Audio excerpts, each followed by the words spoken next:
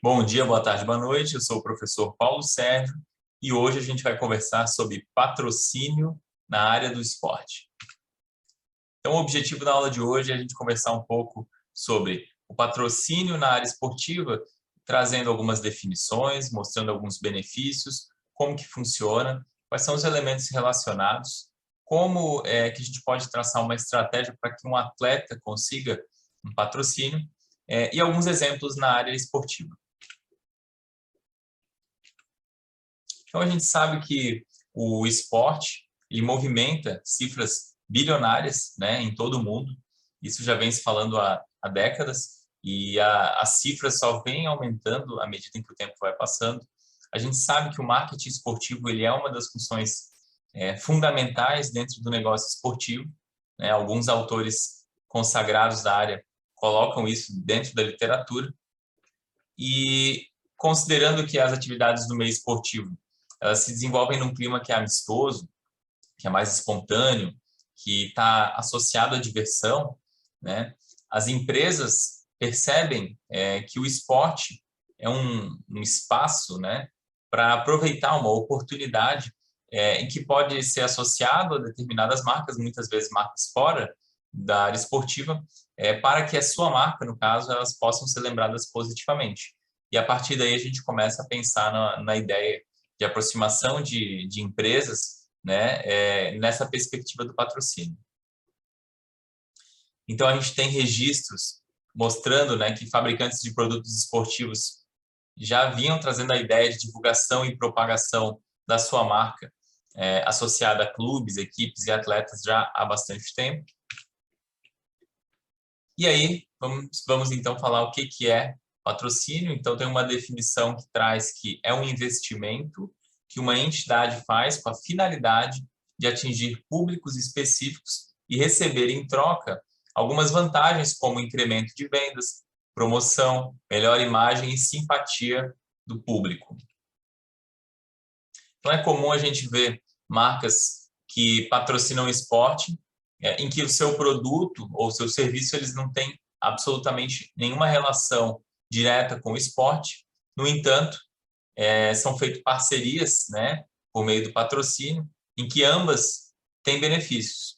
Como o clima na área esportiva é muito leve, descontraído, acaba que muitas empresas passam a ter interesse, né, de utilizar esse meio como uma forma de atrelar sua marca para trazer essa sensação, essa emoção, esse sentimento, às vezes uma questão relacionada à causa social para dentro da sua marca. Então, o esporte proporciona um bom espaço para isso. E quais seriam, então, os benefícios do patrocínio? Então, entre os benefícios para a marca que patrocina está a maior exposição dessa marca, né, em diferentes canais, a possibilidade de potencializar as vendas, a promoção do seu produto ou serviço, né, e a melhoria da imagem, visto que trabalha-se muito dentro do patrocínio, às vezes com a ideia de deixar sua marca com uma identidade memorizada no inconsciente desse consumidor. Então, inclusive, tem um estudo de Harvard que mostra que 95% das decisões de compra elas estão associadas ao inconsciente. Então, cada vez que essa marca aparece, ela já de alguma forma está te deixando mais propenso a tomar uma decisão de compra nela no futuro. E como que funciona o patrocínio, então? As marcas, organizações sinalizam para o mercado que estão atrás de patrocínio. Essa sinalização ela pode ser pública ou não, então às vezes tem alguns agentes de marketing mesmo e que fazem esse tipo de negociação dentro de empresas maiores e vão assertivamente às vezes atrás de alguma organização por um interesse já ou não, né? E tem também as marcas patrocinadoras que elas vão procurar espaços para poder colocar a sua logo, seu slogan e tudo mais, de forma a deixar a sua marca visível, né, para todo aquele público específico. Então, pode ser utilizado os uniformes, acessórios, equipamentos, dentre outros locais, espaços dentro dos campos, das quadras, então os eventos são muito bem aproveitados nesse sentido, né? E lembrando que a marca ela também ela pode ter um valor atribuído ao seu resultado, né, naquele esporte específico, sobretudo se for um esporte de competição. Então, a vitória, ela eleva o valor dessa marca. Agora a gente vai falar um pouquinho de alguns elementos que estão relacionados à busca de patrocínio para atletas. Então, quando um atleta está vinculado a um clube, uma organização grande, essa organização ela já tem um setor responsável que vai estar buscando recursos, patrocínios, enfim, licenciamentos e outras variáveis do marketing, né? Para poder incrementar a receita e outros pontos positivos para o clube e para a organização. Quando a gente está falando de um atleta, muitas vezes atletas de modalidades individuais, por exemplo, eles podem apresentar muita dificuldade, né, para se manter no alto nível ou para alcançar o alto nível, porque isso exige treinamentos diferenciados, né, viagens, vestimentas apropriadas, equipamentos, o acompanhamento multiprofissional, uma alimentação balanceada, às vezes mais cara, suplementação, dentre outros elementos. Para esses atletas, o patrocínio ele passa a ser um aspecto que às vezes é determinante, né, no sucesso ou na permanência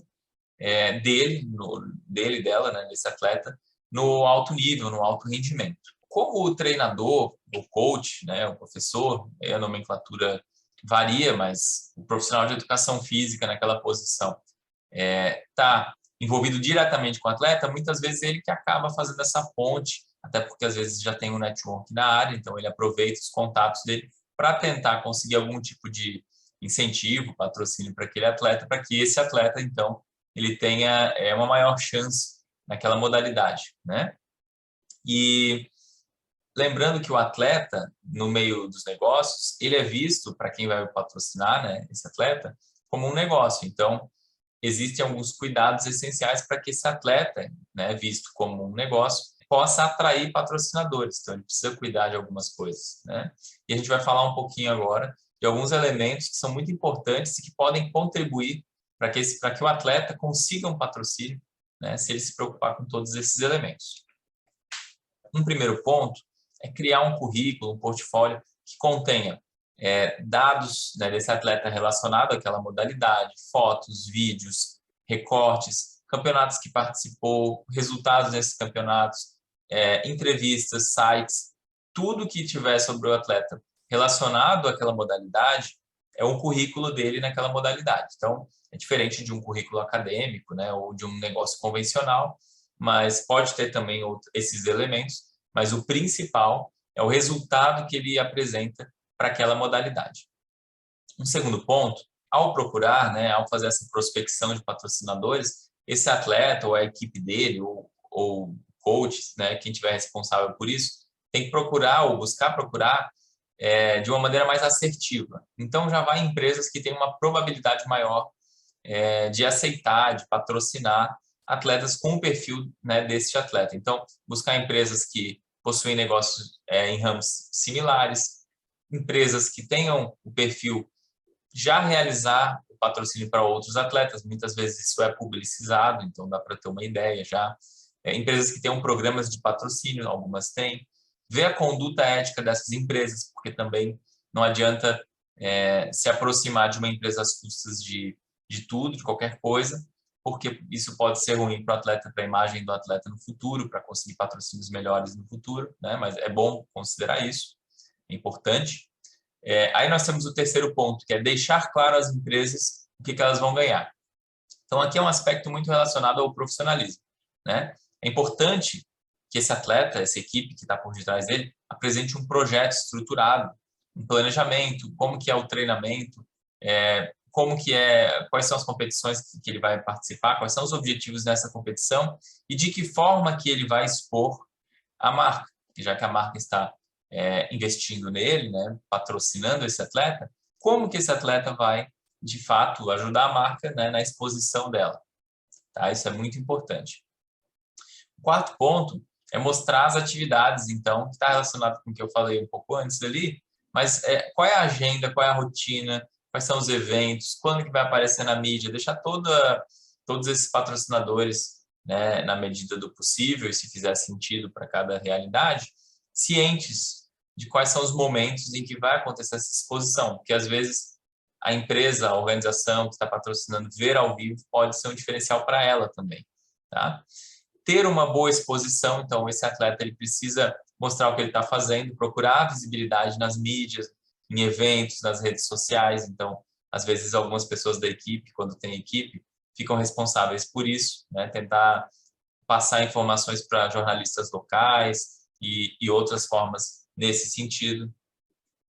Dedicar para conseguir os resultados, porque afinal de contas, um atleta que compete, seu maior portfólio vai ser os resultados obtidos, então ele precisa se dedicar com profissionalismo, sobretudo a partir do momento que ele está com um patrocínio formal, né? Porque a partir daquele momento ele deve uma satisfação de alguma forma para uma organização, né? Formalmente falando. Cuidar da imagem, então esse atleta ele tem que evitar polêmica, então não vai ficar aparecendo um monte de foto em rede social com bebida, ou com uma conduta que não seja apropriada para alguém que precisa ter uma certa disciplina, né? Ter um público, então isso é interessante. Então, hoje a ideia a gente fala de criar uma comunidade, de ter pessoas mobilizadas pelo trabalho realizado por esse atleta, né? Aí pode ser fã-clube, pode ser redes sociais, que passem uma rotina desse atleta, então mostrar dentro dessas redes sociais ou dentro dessa ferramenta que for selecionada, né, como que isso está acontecendo. Esse fã-clube ele vai ajudar a potencializar, isso é muito importante, isso mostra força e o patrocinador pode sentir que mais segurança ao patrocinar esse atleta. Então isso, inclusive, pode potencializar as ações de exposição de imagem, né, desse patrocinador. Um outro item é o compromisso com as empresas patrocinadoras, então você vai ter um contrato, tem que seguir esse contrato, né? Porque se você não seguir esse contrato, essa imagem, ela acaba sendo espalhada no mercado, então é uma informação que pode comprometer a aquisição de novos patrocinadores no futuro. Depois a gente tem não descartar pequenas oportunidades, né? Então às vezes vão aparecer patrocínios menores, pode ser interessante realizar permutas, algum esquema relacionado à visibilidade, tudo previsto em contrato, mesmo que às vezes não é no vulto desejado ou necessário, mas já é algum passo, né? Então pode ajudar o trabalho desse atleta. E, por fim, procurar agências de marketing esportivo quando possível, que às vezes são empresas que já vão ter um preparo nessa linha, vão conseguir prospectar melhor esses patrocinadores para resolver essa situação. Então aqui a gente tem alguns exemplos na área esportiva.